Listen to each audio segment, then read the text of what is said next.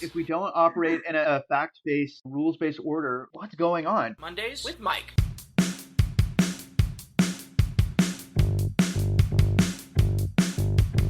Mondays with Mike.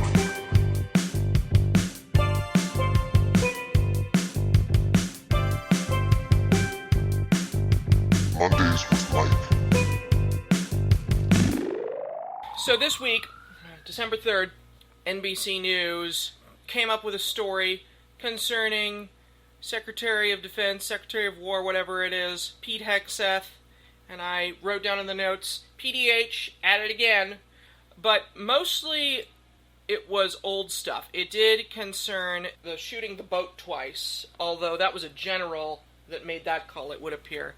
But what NBC focused on was that the information that he shared in the group chat in March concerning war plans was marked secret, so if a foreign adversary had intercepted, that would have been bad. And when he was a commanding officer of some type in Iraq, he may have warned his soldiers to ignore legal advice about the rules of engagement. I initially wrote down, ignore the rules of engagement, and then I thought, no, got to be very precise in terms of copying what they said. I wrote down, will he ever learn? Is that because it just seems to me like now when you get into power, you kind of do what you want and you pick up the pieces later. It's unfortunate, but that appears to be the de facto situation shaping up for me, in my mind. It's the character of the person in the position of power. So in past administrations, if a screw up like this happens to such a degree, you would expect that some, I don't know, professional, ethical, moral leaders would go, okay, culpa, messed up, I resign, instead of having to go through the rigmarole of an investigation, getting impeached, maybe being put on trial. Because what's clear, at least in this situation, is there's very little ambiguity. The arguments they're presenting reaching a point of absurdity that wouldn't even hold in most debate rounds, right? Like because the evidence they're presenting is so flimsy and so weak as to why it was a justified strike for the second time in particular that it just I don't know. For the question of will he ever learn, what's the lesson here, right?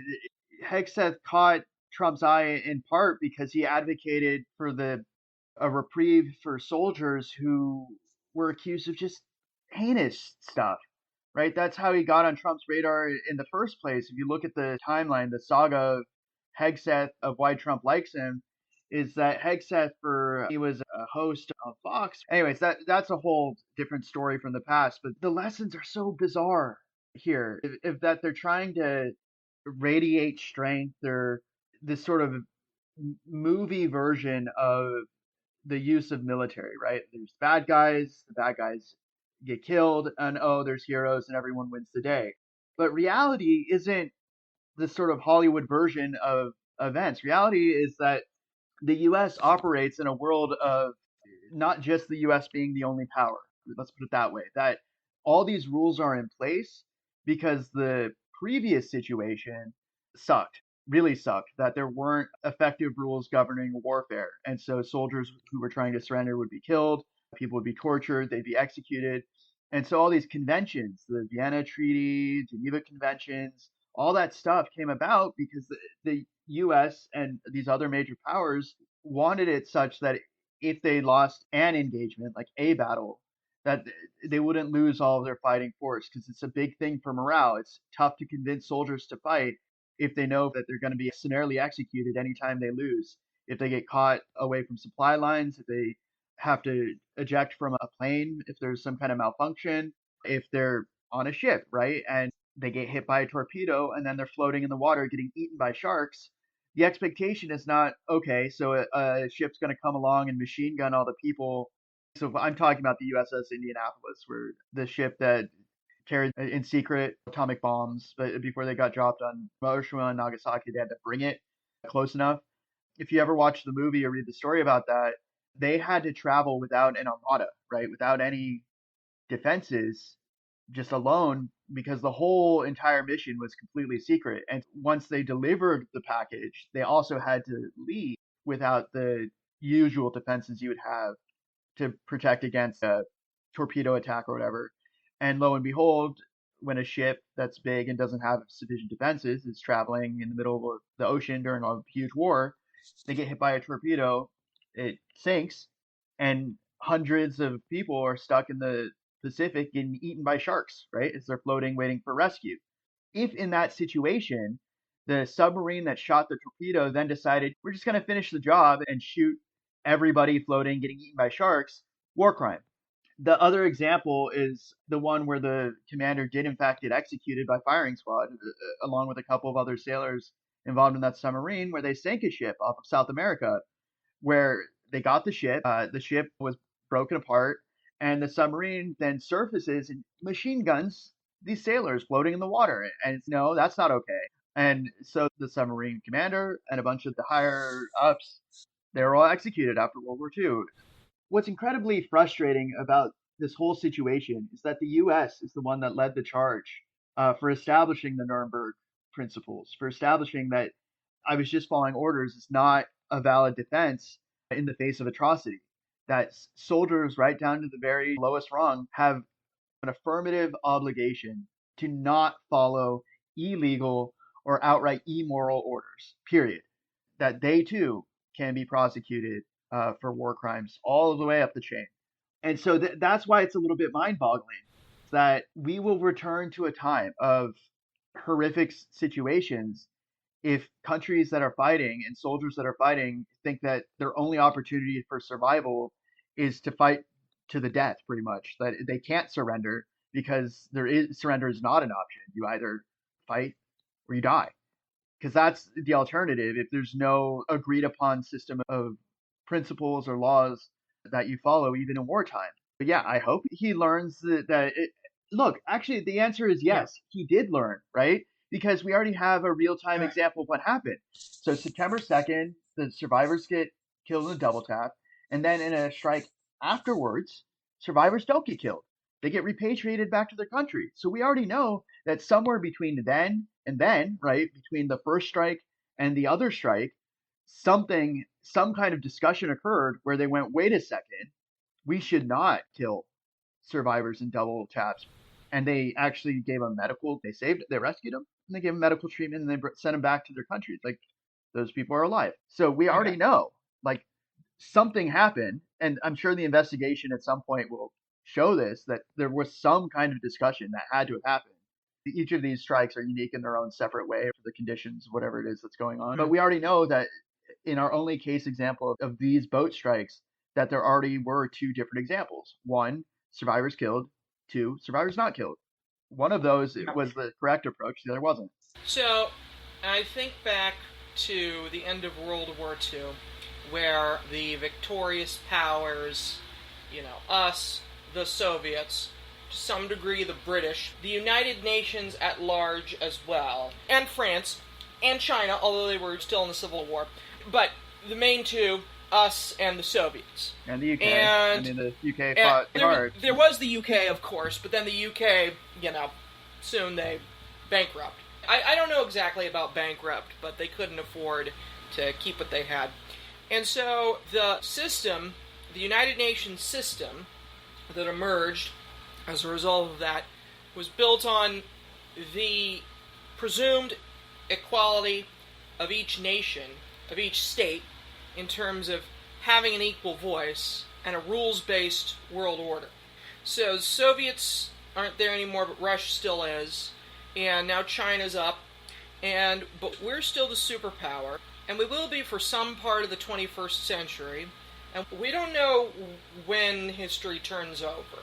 And I'm thinking we need to set an example while we're in the seat of caring about a rules-based order, because it's, I'm not going to say the greatest, but a pretty great contributor toward the stability of future society and toward the welfare of our posterity, therefore. And so it's good if we move toward observing rules, that's good. And thinking you should just double tap a boat. This isn't a video game. This isn't the movies. If this was the movies, we'd spend a lot less time doing laundry. It's the world is mundane, but in a good way. Like, you You need to do what you want. The system we have isn't perfect by any measure, clearly, because it hasn't achieved certain objectives, mainly stopping aggression. Given that Russia, a permanent security council member, invaded Ukraine and is currently trying and in some ways succeeding to secure territory and land in the negotiations for the peace, there's it looks certainly like Russia's going to keep at least something. That part of it didn't really succeed. But other aspects of the UN have succeeded, that we have reduced the amount of wars, and also that there are examples of peacekeeping operations that have succeeded for sure, at least for the duration that they're going between North and South Korea, Cyprus. There's a handful that are, in fact, holding and continue to hold. And so, to that extent, the UN does serve a function. For any of these discussions, I always think of it, you look at the situation in light of the alternatives. And the alternatives would be a sort of Hobbesian state of anarchy, right? A state of war, just all versus all, constant fighting, that you only get what you can get because you're strong enough to get it. And that it's just constant death and destruction and just horror. What's clear is that there is some impediment to that kind of fighting and that kind of destruction. That there's at least a little bit more subtlety in the way that countries fight, that the ways that they engage in combat are not so direct or conventional anymore, bombing and shooting and just mass devastation.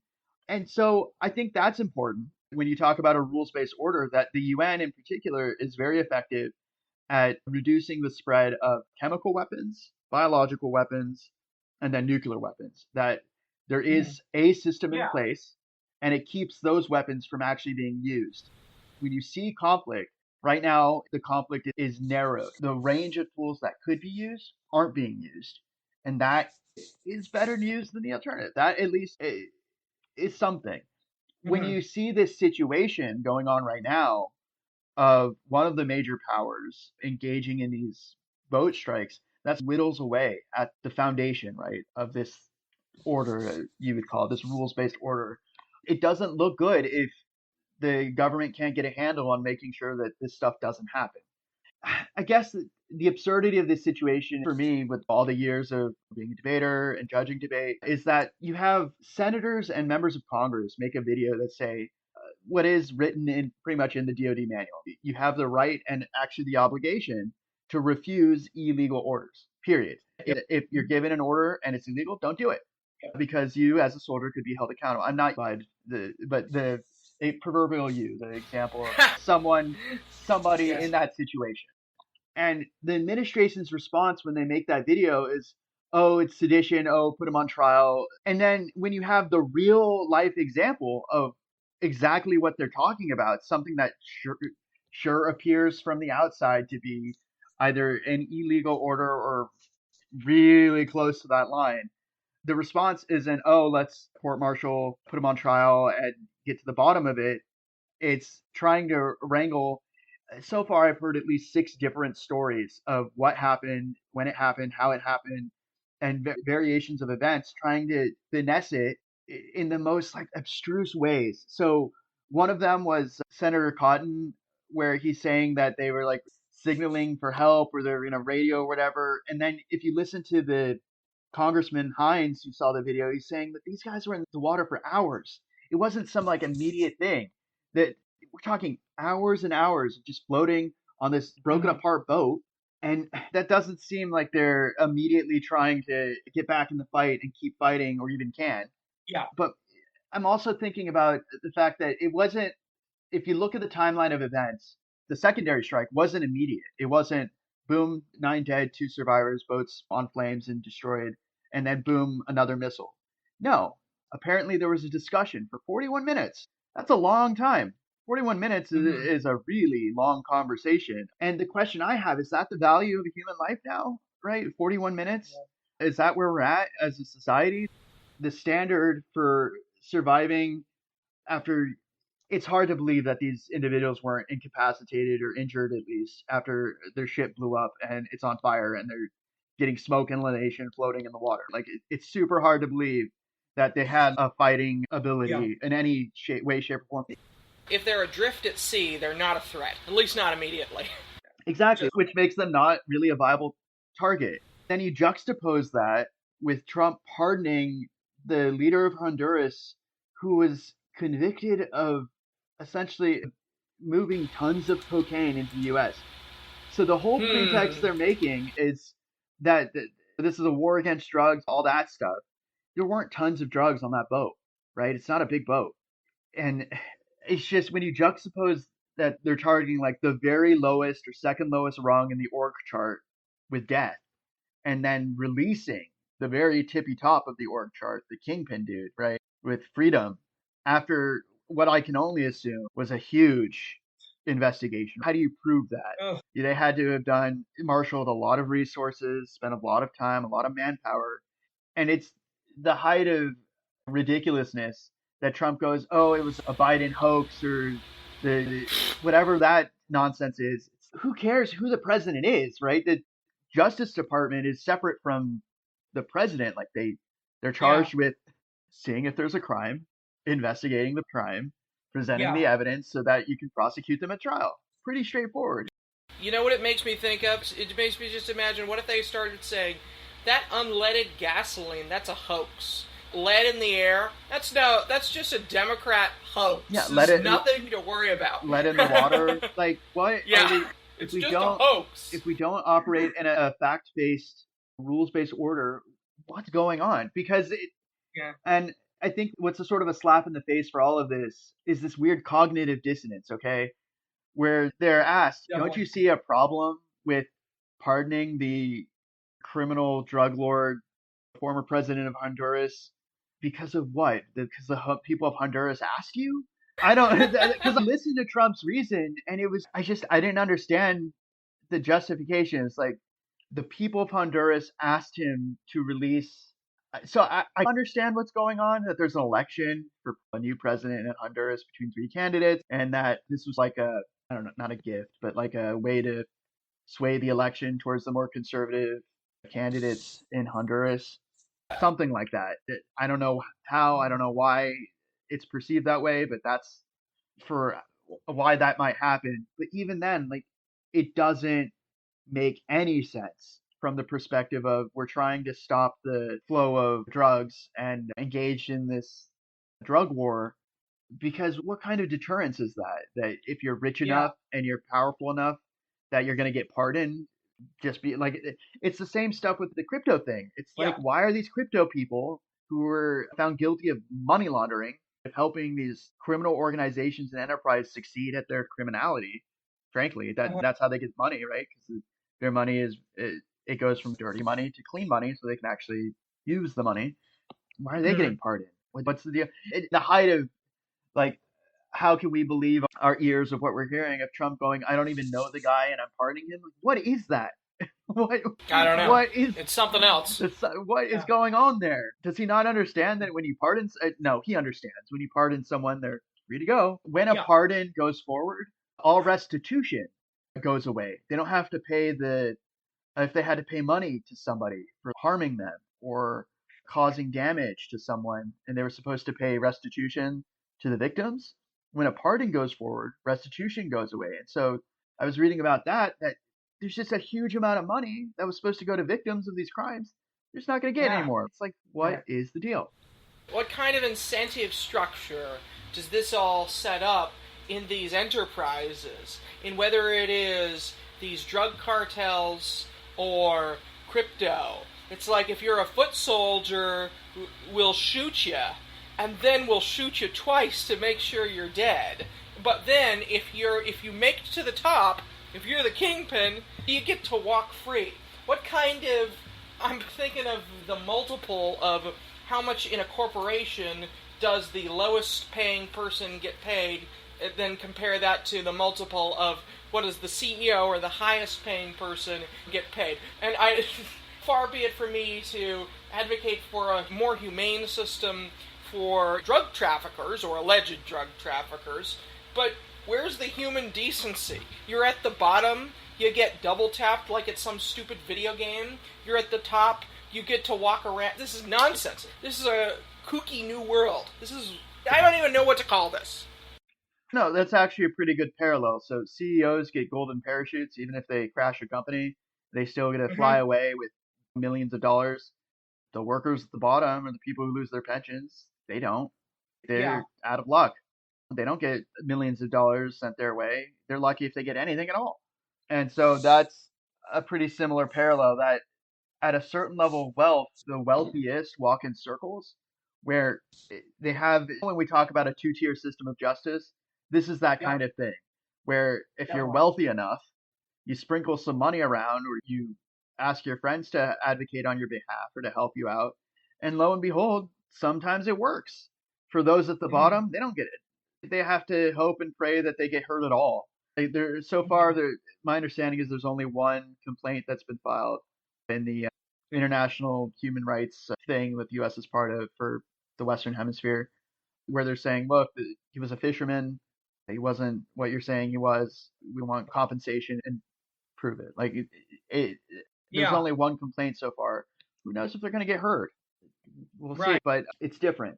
Anyways, in terms of, I know that was a bit of a segue, not a segue, but it's wandered away Yeah, like from a the, country road. It was a bit sure, of a country road. sure. Sunday drive. It wandered away from the original discussion. Pete's headset. Look, I think the soonest that there would be any kind of real accountability is going to be if the Democrats win in the midterms, where if they get a Uh-huh. majority in the House or the Senate such that they can override a veto, then they can start impeaching because cabinet officials can be impeached. So they can start impeaching all these people all along the line of the ones who are disobeying orders from judges, the ones who are engaging in tactics and practices that certainly seem to be at the line or across the line of what is legal or ethical. That's all going to get resolved in court, and impeachment's one of the venues that they can do that. We'll see. But yeah, that's why the midterms are super important. Is that I am skeptical that the Republicans are going to do anything significant in terms of accountability. Maybe they'll say this sucks and this is bad and let's do better. But I am very skeptical that they'll do anything with real teeth, like an impeachment or even a criminal referral. For the Mm-hmm. Democrats, I'm not skeptical. I think they would. I think Yeah. that given the opportunity and if they secure power again within the legislature, that there's not going to be any real hesitation. I don't Mm-hmm. think so, because it's a political winner, frankly, to make sure that the U.S. is following its own laws because Yes. it's terrible for morale for soldiers if they don't think that in conflict they would be allowed to surrender.